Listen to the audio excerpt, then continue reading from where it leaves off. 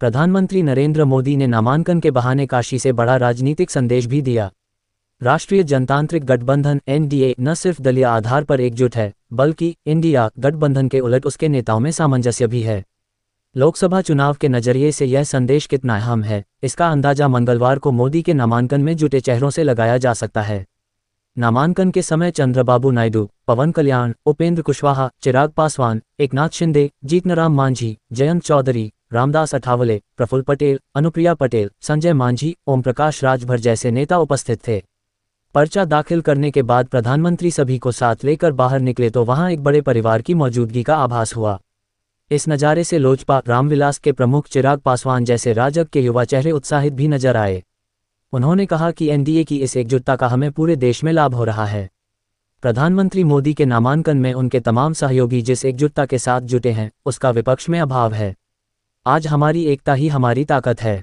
इससे हमारा विश्वास बढ़ता है कि जो लक्ष्य प्रधानमंत्री ने हमें सौंपा है, उसे हम प्राप्त कर लेंगे।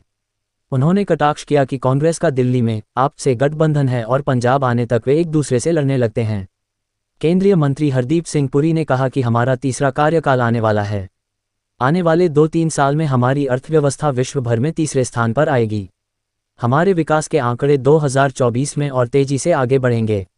आरएलएम प्रमुख उपेंद्र कुशवाहा ने कहा कि देश भर से एनडीए के बड़े नेता आए थे। हम सब लोगों ने प्रधानमंत्री को शुभकामनाएं दी।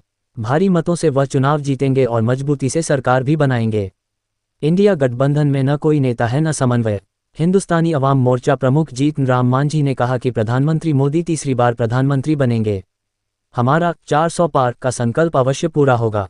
ये हम लोगों का सौभाग्य है कि हम प्रधानमंत्री नरेंद्र मोदी के नामांकन के शुभ अवसर पर यहाँ आए हैं। जनसेना पार्टी पवन कल्याण ने कहा कि मैं एनडीए का भागीदार बनने में भाग्यशाली रहा हूँ। मैं व्यक्तिगत रूप से पीएम मोदी का सम्मान करता हूँ। काशी में एयरपोर्ट से लेकर गंगा घाट तक विकास दिख रहा है। इसे पूरे देश को देखना चाहिए। केंद्रीय मंत्री रामदास अठावले ने कहा कि हम इस लोकसभा चुनाव में 400 पार सीटें जीतेंगे। हमें जनता पर बहुत विश्वास है। इंडिया गठबंधन को बहुत बड़ा धक्का लगने वाला है। एनसीपी नेता प्रफुल्ल पटेल ने कहा कि राहुल गांधी या विपक्ष के नेता जो भी बोलें, उससे कोई फर्क नहीं पड़ता। जनता जिस खुशी के साथ मतदान कर रही है और जो माहौल है, वह प्रधानमंत्री मोदी और एनडीए की विजय का प्रतीक है। आंध्र प्रदेश के पूर्व मुख्यमंत्री और टीडीपी प्रमुख चंद्रबाबू नायडू ने प्रधानमंत्री मोदी के नामांकन को लेकर कहा, आज ऐतिहासिक दिन है। मोदी फिर से प्रधानमंत्री बनने जा रहे हैं। महाराष्ट्र के मुख्यमंत्री एकनाथ शिंदे ने कहा कि प्रधानमंत्री के नामांकन में शामिल होकर एनडीए ने पूरे देश को दिखाया है कि वह एक हैं और कल भी एक रहेंगे। रालोद के राष्ट्रीय अध्यक्ष जयंत चौधरी ने कहा कि हम नरेंद्र मोदी के साथ हैं। आज उनके माध्यम से पूरे देश की निगाहें वाराणसी पर है।